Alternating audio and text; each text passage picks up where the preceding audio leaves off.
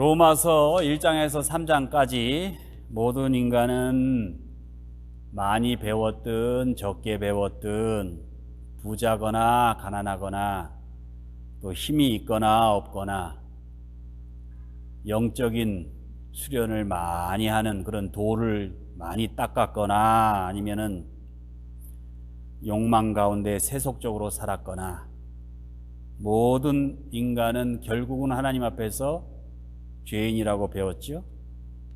이 죄의 문제를 인간의 능력으로는 해결할 수 없기 때문에 자신의 스스로의 힘으로는 구원받을 수 없고 어쩔 수 없이 누군가의 도움을 받아야 되겠는데 그 누군가는 우리를 창조하시고 또 우리에 대해서 그 누구보다도 잘 아시는 전능하신 하나님 한 분뿐이라는 사실도 확인했습니다. 그 하나님께서 인간의 육신을 입고 이 땅에 오셔서 십자가에 달리심으로 우리의 죄의 문제가 해결됐어요. 그래서 이 사실을 믿고 받아들이면 구원을 알게 되고 누리게 된다는 이 사실이 바로 복음입니다. 그런데 이 복음을 믿는다는 게 쉽지 않아요. 왜냐하면은 그 복음을 믿게 하는 우리로 하여금 복음을 믿지 못하게 하는 세력이 있어요. 거기에 목숨을 건 세력이 있다고요. 우리를 믿지 못하게, 하나님을 믿지 못하고 예수 그리스도의 구속을 믿지 못하게 하는 존재. 누구예요? 마귀입니다. 마귀는 사람들로 하여금 믿음으로 구원받는다는 것을 탐탁치 않게 우리로 하여금 자꾸 강요해요. 내가 뭔가를 해서 어떤 값을 치르거나 내가 누군가로부터 인정을 받거나 이래야 구원받는다고 생각할 수 있게끔 자꾸 강요합니다. 자, 여기 죽어가는 환자가 있어요. 그 환자에게 의사가 자, 당신은 아무것도 할 필요 없어요. 집에 가서 가만히 계시면 낫습니다. 그러면 환자가 어떻게 할까요? 아이고, 이제 의사가 나를 포기했구나. 이제 죽는구나. 다른 의사한테 가봐야지. 5천만 원짜리 산삼을 사 먹어야 되나? 그럴 돈은 없으니까 어떻게 다른 방법이 있나? 반면에 그 죽어가는 환자에게 의사가 소화제 갖다 주면서 이 소화제 열심히 먹으면 나아요. 이렇게 말하면 어떻게 합니까? 아마 그 환자는 시간 탁 맞춰가지고 무슨 일이 있어도 그 소화제를 꼭 챙겨 먹겠죠? 그래서 진정한 복음보다는 사입이나 이단과 허탄한 종교들이 많은 이유가 바로 그거예요. 심지어는 예수를 믿는 사람들도 자꾸 그런데 현혹되는 이유가 바로 이거예요. 뭔가를 해야 내가 만족이 돼요. 내가 믿음이 많은 것 같고. 왜 그럴까요? 우리가 메마른 인생을 살아가면서 노력해야 뭔가를 얻을 수 있고 세상에는 공짜가 없다는 것을 우리가 인생을 살면서 몸으로 터득하기 때문에 그래요. 세속적인 인생을 살아가는 방법에 우리가 익숙해져 있기 때문에 그래요. 그래서 지난 시간에도 말씀을 드렸지만은 수행을 많이 하고 좋은 일을 많이 하고 선행을 많이 하고 근데 그게 한 세대, 한 인생의 공덕으로만은 안 돼요. 그러니까 영겁을 환생하면서 다시 공덕을 쌓아야 돼요. 영원히. 그래야 부처가 된다. 그러니까 거기에는 뭔가가 있는 것 같아요. 왜요? 노력을 많이 기울여야 되니까. 유교도 마찬가지예요. 유교도 인의 예지 신으로 도를 닦는 게 유교입니다. 한마디로 얘기하면. 성품을 어질게 하고 의를 지키고 예를 다하고 학문에 정진하고 지식을 쌓아 인간관계에서 신의를 다하면 그게 유교적 해탈이에요. 그렇게 해탈이 되면 뭐가 돼요? 군자가 됩니다. 군자. 그럼 군자가 되면은 가문을 영화롭게 입신양명해서 가문을 영화롭게 할 수 있어요. 여러분, 예수님께서 이 땅에 오시기 전에 모든 인류는 거의 다 이 수행 종교를 믿었다고 보면 됩니다.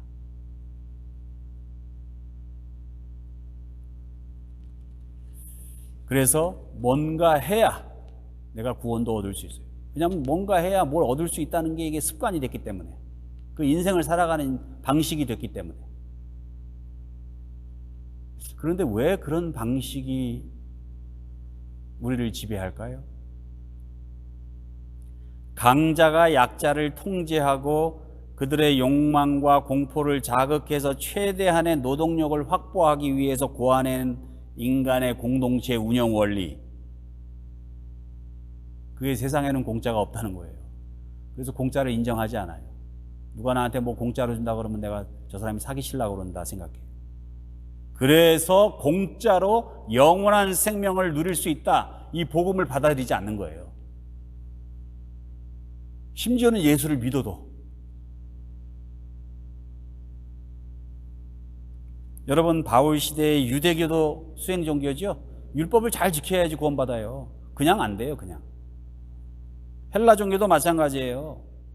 제물을 바치고 뭐 우상을 만들어서 금신상, 은신상을 만들어서 몸에 지니고 다녀야 그 신으로부터 도움을 받을 수 있어요. 구원을 받을 수 있어요. 그런데 사도 바울은 로마서에서 그런 건 믿음이 아니라는 거예요. 그런 걸로는 구원받을 수 없다는 거예요. 오늘 본문 2절 3절 보세요. 만일 아브라함이 행위로서 의롭다 하심을 얻었으면 자랑할 것이 있으려니와 하나님 앞에서는 없느니라. 성경이 무엇을 말하느냐? 아브라함이 하나님을 믿음에 이것이 저에게 의로 여기신 바 되었느니라. 아무것도 자랑할 수 없을 만큼 아무것도 하지 않는 믿음. 조금 이상하죠? 좀 거부 반응이 일어나지 않으세요, 여러분? 여러분, 우리가 행위로 인한 믿음에 익숙해져 있기 때문에 그래요. 이것도 그저 아무런 조건 없이 나의 무능력함과 무기력함, 그것을 인정하고 하나님 앞에 나아가서 그냥 하나님이 주시는 그 구원의 선물을 공짜로 받고자 하는 그런 믿음, 그게 구원받는 믿음이에요. 이 구원받는 믿음을 사도 바울은 아브라함, 믿음의 조상 아브라함의 믿음의 예를 들어서 설명합니다.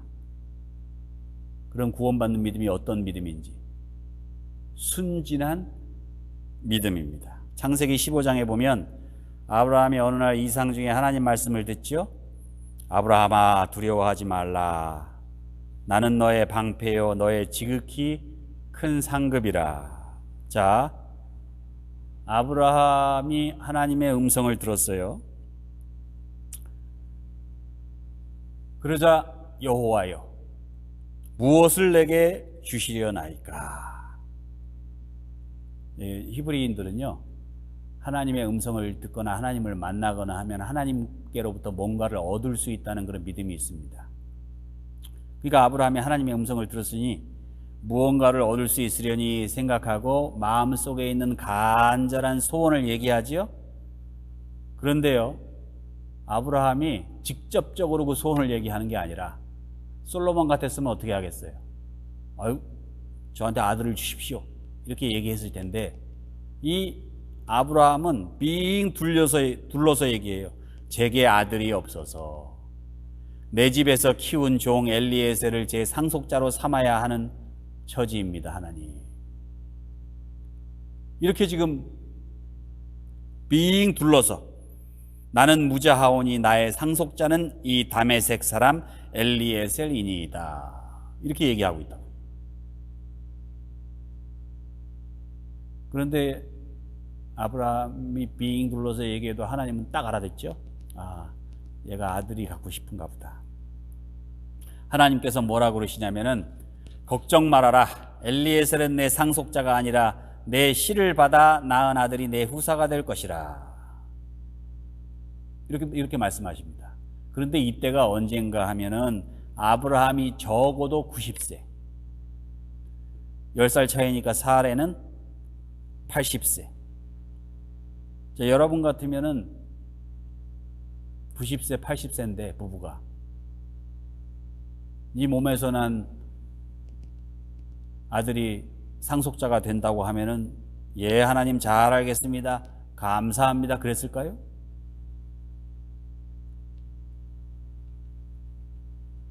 아브라함은 그랬어요. 순진한 믿음입니다. 그냥 하나님이 주시겠다고 그러니까 예. 근데 하나님께서 가만히 보니까 아브라함이 아무래도 이게 수상해요. 잘 안 믿을 것 같으니까 걱정이 돼가지고 아브라함을 데리고 들판으로 나가시죠. 그러면서 하늘의 별을 봐라. 하늘을 우러러 무별을 셀 수 있나 보라. 내 자손이 이와 같으리라. 이렇게 말씀하십니다. 그런데 여기서 참 이상한 장면이 나오죠. 자기는 나이가 90이고 아내 사라는 80. 도저히 아이를 가질 수 없는 상황. 그런데 하나님께 질문도 하지 않고 토도 달지 않고 그냥 하나님을 믿어버립니다. 이 장면을 창세기 15장 6절은 이렇게 말합니다. 아브라함이 여호와를 믿으니 여호와께서 이를 그의 의로 여기시고. 아무런 조건 없이 아브라함이 하나님을 믿으니까 하나님은 그런 아브라함의 믿음을 의로 여기셨다는 거예요. 마치 우리가 예수 그리스도를 통해서 공짜로 구원받고 영생을 얻을 수 있다는 그 복음을 그냥 믿은 것처럼. 아브라함이 90세, 사라가 80세 아들을 주시리라는 그 하나님의 말씀을 그렇게 우리가 생각하기에는 허무맹랑한 그런 말씀을 그냥 믿었다는 거예요. 그런데 그 믿음이 바로 구원받는 믿음이다라는 거예요. 예수 그리스도의 그 십자가의 구속을 통한 구원을 믿는 그 믿음. 어린아이처럼 그냥 믿고 의지하는 거예요. 하나님, 나를 구원해 주신 하나님 감사합니다. 이렇게 받아들이는 거예요. 그런데 사람들은 그게 안 되는 거예요. 왜요? 세상엔 공짜가 없다는 그 세속적인 인간 공동체 시스템에 우리가 익숙해져 있기 때문에, 거기에 수없이 역사적으로 농락당해 왔기 때문에. 하나님이 이렇게 말씀하셨는데 제 생각에는 다 좋은 말씀이고 또 이해도 되고 합리적이니까 제가 한번 믿어보겠습니다. 여러분, 이런 믿음은 구원받는 믿음이 될 수 없어요. 이해가 되기 때문에 믿는 게 아니에요. 합리적이기 때문에 믿는 것도 아니에요.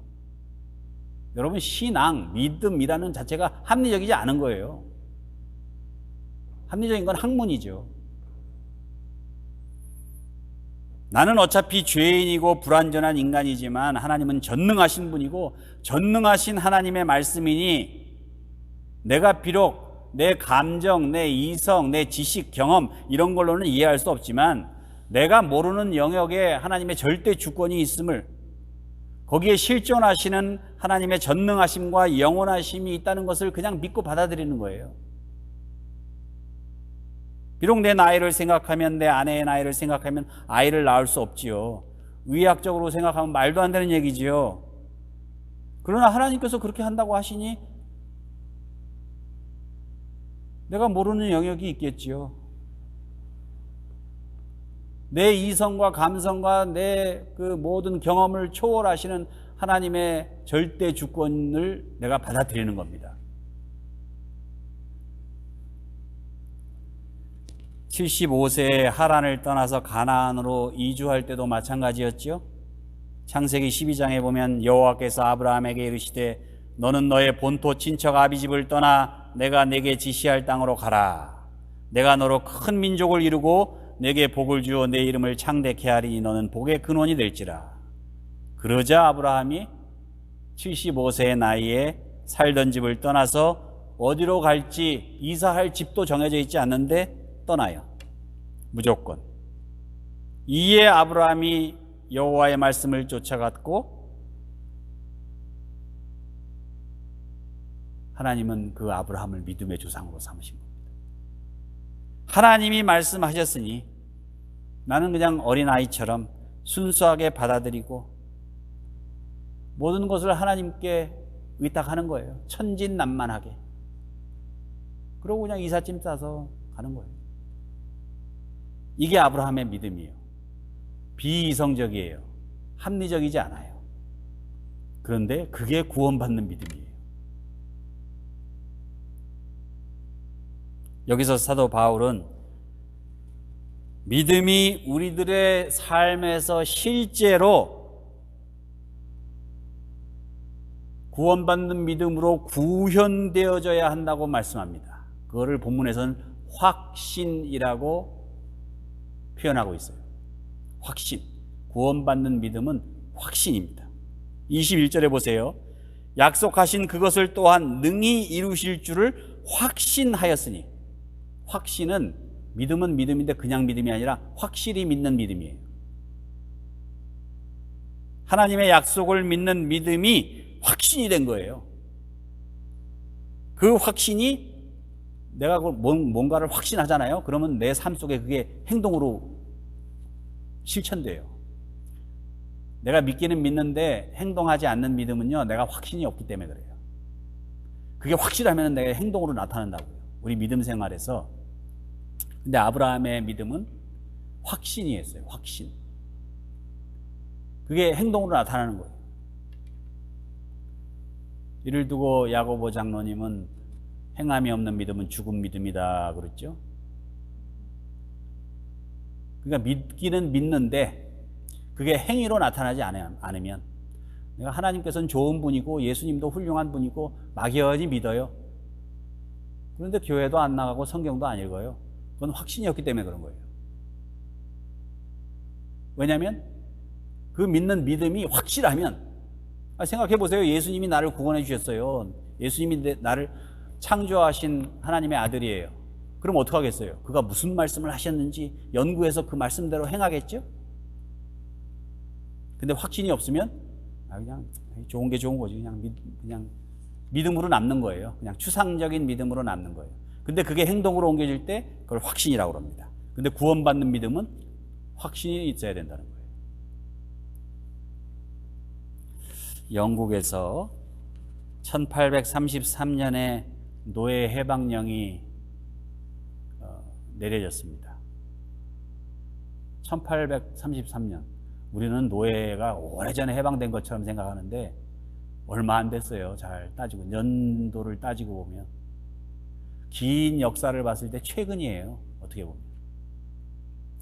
그리고 30년이 지난 후 미국에서 노예 해방령이 내려지죠. 그런데 여러분, 노예 해방령이 내려졌다고 노예가 해방됐을까요? 천만의 말씀.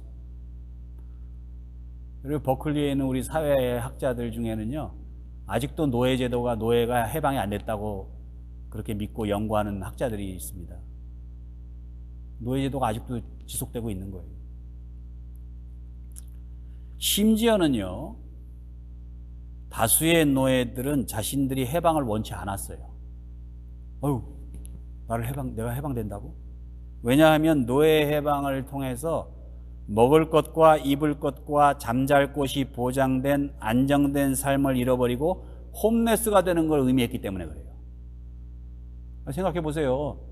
평생 아무 재산도 없고 그냥 농장에서 일만 했는데 갑자기 하루아침에 나가라고 그러면 홈레스 되는 거지. 그냥 홈레스만 돼요? 주인의 보호를 받지 못하면은 KK단, 이런 인종차별 집단이 많았어요. 노예가 무기가 있습니까? 뭐가 있습니까? 무기를 살 돈이 있습니까? KK단은 총도 있고 무기가 있으니까. 그렇게 해방된 노예들을 죽이러 다녔다고요. KK단이. 그냥 막연히 KK당 그러면 나쁜 사람들, 이게 아니에요. 노예 해방령에 의해서 해방된 노예들을 잡아서 죽이고 나무에다가 목 매달고 그랬다고요. 그러니까 그게 두려워서 아이고 저는 주인이 해방시켜준다고 그래도 아이 저는 그냥 있을래요 여기. 저 좀 제발 좀 있게 해주세요 우리 가족들하고. 그랬다고요. 그래서 마르틴 루터 킹 목사님들 그 목사님을 비롯한 많은 분들이 민권운동 할 때까지도 농장에서 노예로 있던 사람들이 있었다고요. 그게 현실입니다. 현실. 그런데 제가 드리고 싶은 말씀은 노예 해방 선언으로 노예가 해방되지 않았다는 걸 의미하는 거예요. 제가 말씀드리려고 그러는 거예요. 미국에서 노예 해방이 선언되기 100년 전에 노예를 해방한 사람들이 있었어요.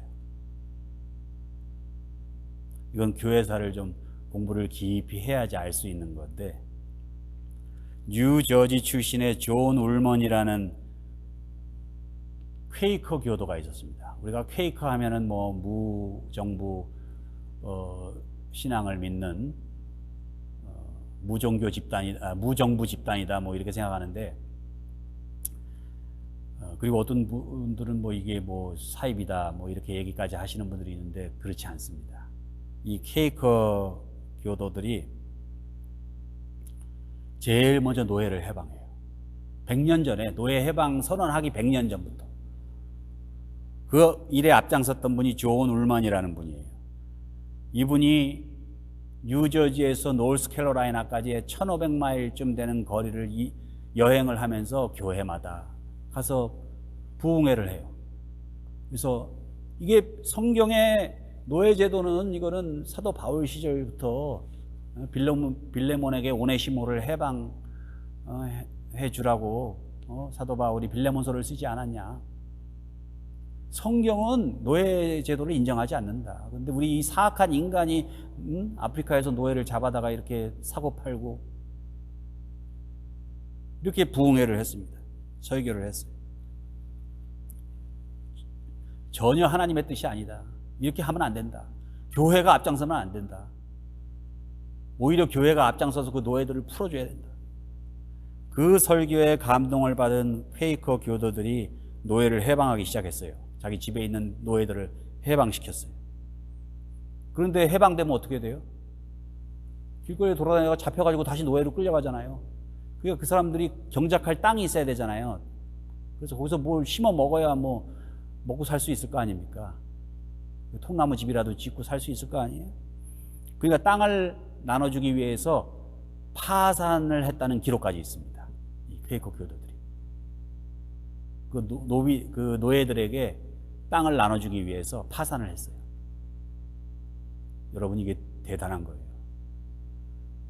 하나님의 말씀, 인간이 인간을 구속하지 못한다는, 인간이 인간을 어떻게 노예로 삼을 수 있느냐는 그 하나님의 말씀에 그게 확신이 되니까, 나를 구원해 주신 예수 그리스도의 사랑을 알게 되니까 내가 이것도 못하나, 내가 한 인간을, 예수님도 우리를 이렇게 구원해 주셨는데 내가 우리 집에 있는 노예 하나 해방시킬 수 없나. 이걸 실제로 행동으로 실천해서 옮겼어요. 법적으로.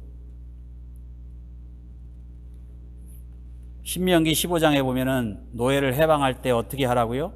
그를 놓아 자유하게 할 때에는 공수로 가게 하지 말고 내 양 무리 중에서와 타작마당에서와 포도주 틀에서 그에게 후히 줄지니 곧 내 하나님 여호와께서 내게 복을 주신 대로 그에게 줄지니라.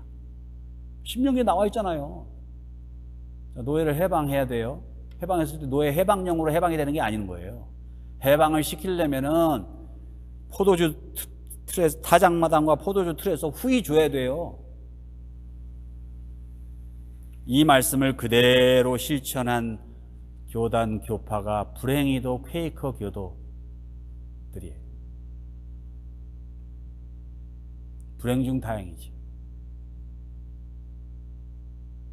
여러분, 노예 해방을 선언하는 거 중요합니다.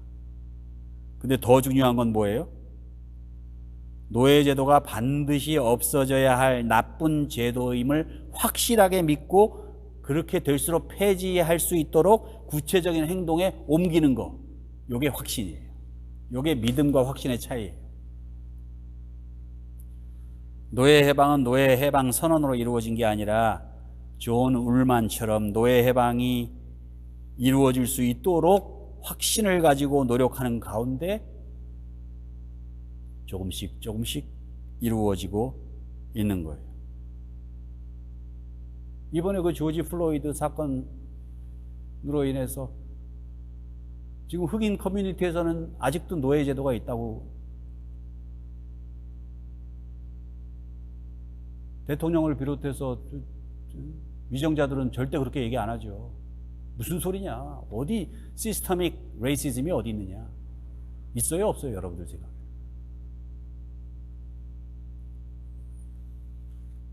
인간이 예수 그리스도의 십자가의 구속을 통해 구원받았다는 이 사실이 그리스도인들의 확신을 통해서 그 복음을 전파하고 사람들로 하여금 그 구원을 실제로 인식할 수 있도록 도울 때 그게 확신이에요. 나만 구원받고 그냥 나만 구원받고 좋은 교인으로 살다가 그냥 가면 되지. 이건 확신이 아니에요. 정말 예수님께서 나를 구원해 주셨다고 믿는 사람은 다른 사람에게 복음을 전해서 그 복음을 통해서 그 사람이 역시 구원받을 수 있도록, 구원을 누릴 수 있도록 도와줄 수 있는 데까지 나아가야 그게 구원받는 믿음이라는 사실입니다. 그래서 진정한 믿음에는 확신에 찬 행동이 따른다. 지금 사도 바울이 하시는 말씀이에요. 오직 전능하신 하나님을 믿는 천진난만한 믿음 앞에서는 여러분 순진하고 순수한 믿음을 가지시기 바랍니다. 예수 그리스도의 복음을 믿어 구원받으시고 또 그것을 확신하시고 그래서 그 복음을 나아가 전파하심으로 복음이 충만한 세상, 사랑이 충만한 세상, 우리 모두가 다 구원받는, 구원을 누리는 그런 세상을 이루어 가신 우리 알라메다 장로교회가 되시기를 우리 주님의 이름으로 축원합니다.